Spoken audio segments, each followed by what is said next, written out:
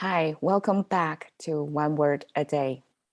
My name is Sophie again, and I'm currently living in California. I have been absorbing the English language. I'm not going to say like a sponge, but I've been keeping learning while I'm living here. And I hope to share with the English speakers what I know about the Chinese language. And my show is about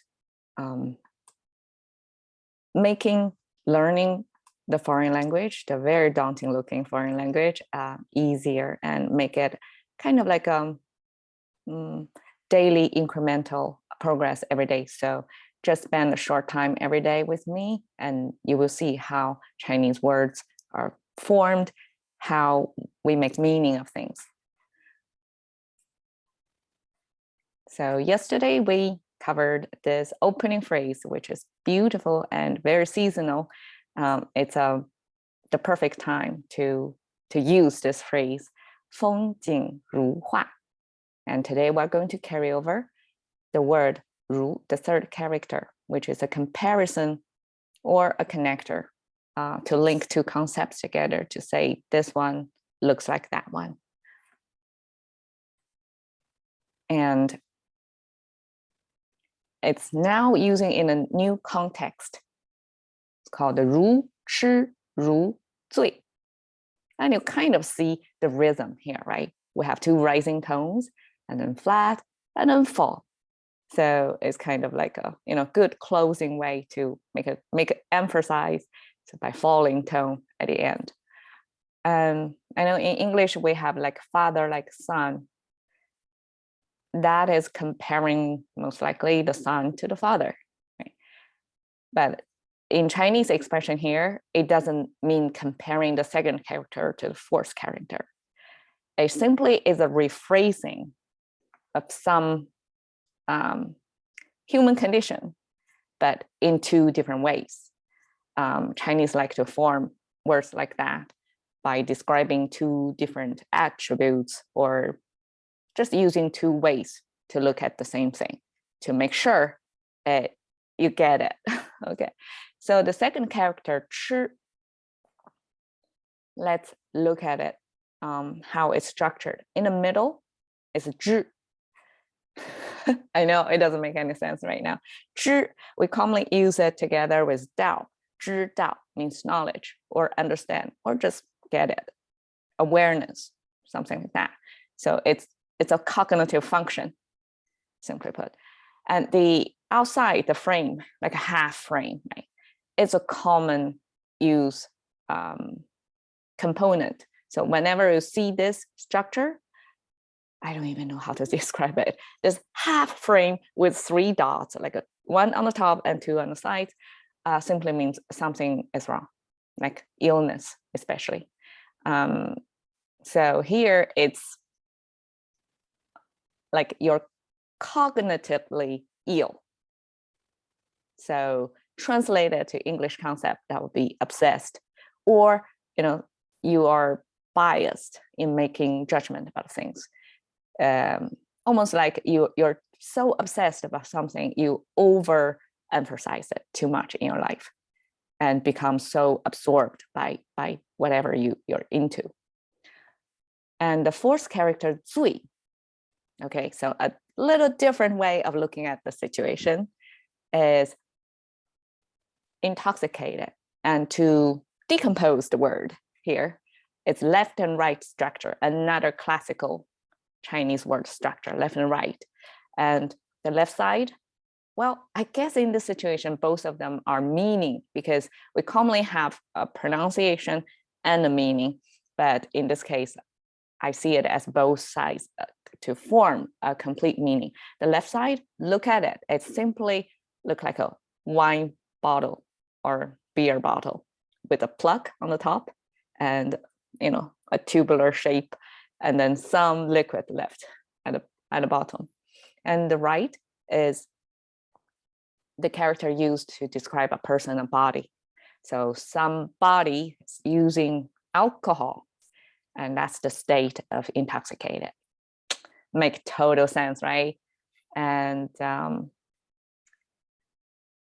So altogether, the 4 characters, 如痴如醉. Well, let me speak a Chinese natural way. 如痴如醉. Okay, that's how it sounds altogether fluid. Altogether, it means intoxicated.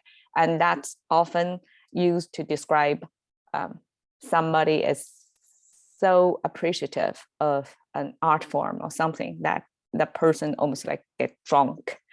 And I put a frame of calligraphy artwork here to show you that actually the art creation process in the past by this great calligraphers are mostly under the influence. Like they get drunk and then they all of a sudden breaking rules and making their own rules. And even if it's like a 2D art, you can see the strokes and how things are flowing from one to another and how the beginning expressions kind of looks different from the end, and everything has a certain dynamic in it. And you can see the people's, whoever the creator's spirit, so to speak, or character from the hand drawing. And simply because Chinese really provides creators with such sense of with a lot of dimensions to create. Like you can change the speed of writing or change the structure and make something bigger oversized and something smaller in proportion. And you can stop your stroke a little bit longer at one position to make the ink sink more and deeper. So it forms a dark and lighter contrast. So the whole thing, actually, I view it as a work of time.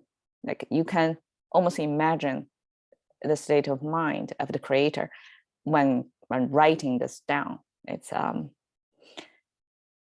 that's why it's a highly appreciated art form that's kind of showing the true true character. That's a very rare quality in Chinese society. We try to hide. We don't really have a self-expression, but this is a way to stand out and really say without saying anything, right? Just by your writing. So the red stamps in all kinds of shapes and characters in it are the collector's stamp. So a passed down generation to generation to art collectors and whoever happen have the fortune to have it in their hand during their living time or whatever, like transaction time, they stamp on it to kind of signify, okay, I'm on here. This was like appreciated and ever owned by me. And artwork who got a lot of such stamps on it really means, gathered a lot of endorsement from the past, from people. And you can see just a passing through time, passing through hands, passing through generations of art, appreciators or just people living there. Mostly, rich people or people power or people of literature, somebody who can afford to have it at that point of time and leave their mark on it, kind of participate creation of this art piece. So that's how it goes back then. And I hope you all find something that can make you 如痴如醉 in life.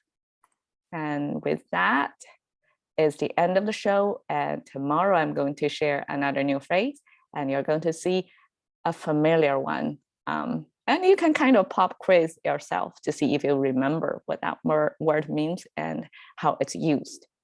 All right, till then, thank you.